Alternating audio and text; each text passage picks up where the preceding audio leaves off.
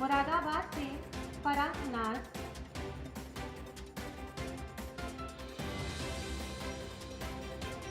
बरेली से भावना सागर,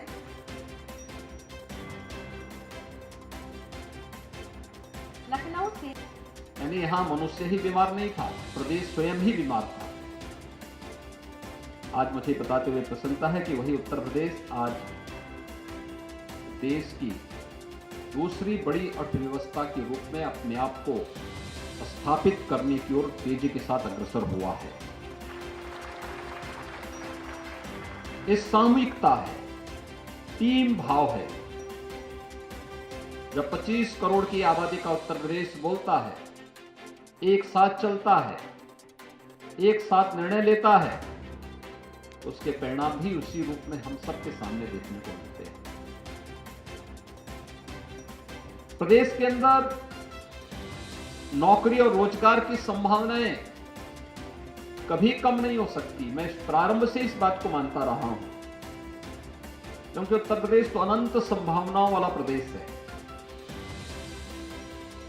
दुनिया की सबसे अच्छी उर्वरा भूमि हमारी है, सबसे अच्छा जल संसाधन हमारे पास है, सबसे अच्छा सूक्ष्म लघु मध्यम उद्यम से जुड़े हुए उद्योग उत्तर प्रदेश के अंदर मौजूद हैं।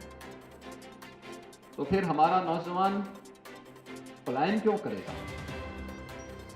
हमारे पास वो पोटेंशियल थी, लेकिन उसे सामने लाने, समय के अनुरूप ढालने, उसे तकनीक के साथ जोड़ने का ईमानदारी पूर्वक प्रयास नहीं हो पाया था, उपेक्षित सा था। कोरोना जैसी महामारी के दौरान अपनी जान को जोखिम में डालते हुए 25 करोड़ की आबादी को बचाने के लिए जो प्रयास स्वास्थ्य विभाग के द्वारा, स्वास्थ्य कर्मियों के द्वारा, एएनएम, आंगनबाड़ी और आशा वर्कर के द्वारा किया गया, वो अत्यंत अभिनंदनीय और सराहनीय रहा है।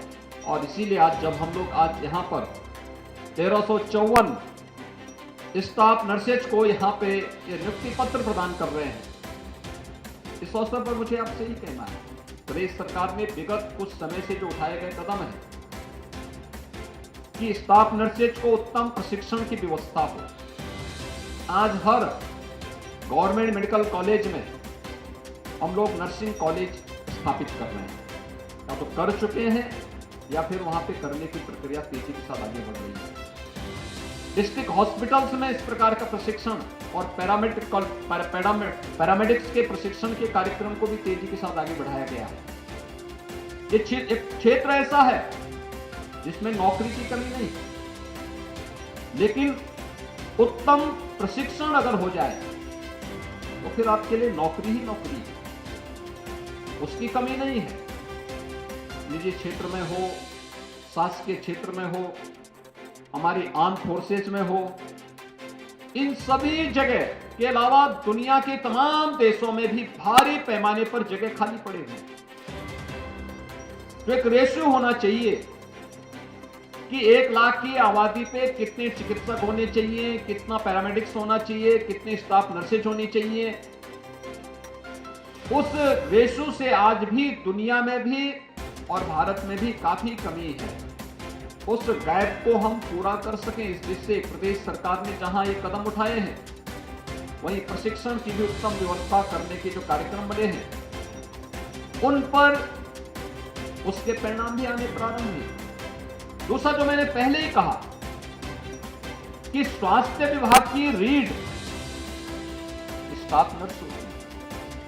हमारा मेडिकल ऑफिसर या जो वहां पर चिकित्सा विशेषज्ञ होगा, वो आएगा, ओपीडी में एक बार देखेगा या वार्ड में भर्ती मरीज को एक बार जाकर के राउंड लेता है, वहां पर बीएसटी में लिख देगा।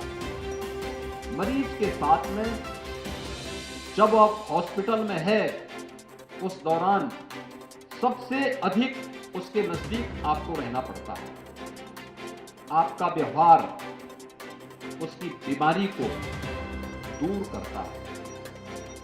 और मुझे लगता है कि हमें अपने व्यवहार को ऐसा रखना है कि वह व्यक्ति इस बात को भूल जाए कि वास्तव में बीमार है। हमें हॉस्पिटल का माहौल, बीमारी का माहौल न देकर के एक स्वस्थ माहौल को बनाए रखने में हमें वहां पर स्वयं भी प्रयास करने चाहिए।